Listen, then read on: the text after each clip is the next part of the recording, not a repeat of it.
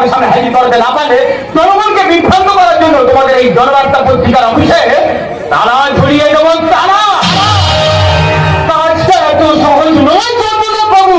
স্বামীর কাছে সম্মান করতে নিজস্ব ভোট প্রকাশের স্বাধীন রাখে। আরে সবাইকে আমরা দেখতে যাই তোমাদের নিজের ব্যবসাটা বন্ধ করে দিতে যাও। স্বাধীনতার বলে স্বেচ্ছাচারিত নয়, আনন্দের ব্যাপারে যখন পরিচিত হতে চলছে তখন সেটাকে ভুল করে প্রচার করে আপনার অঞ্চলের শান্তি ভঙ্গ করতে চাইছে। তাহলে পুলিশের পক্ষ থেকে আনন্দের মুখে হাজির করে সহজ করে দিচ্ছে আমরা মিথ্যা কথা বলছি।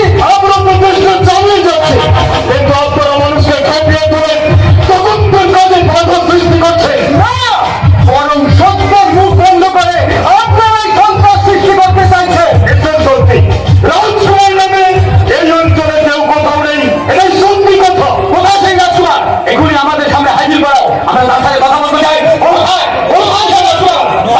কোথায় কোনো বিষয় কোনো টপিক ঠিক আছে ধন্যবাদ।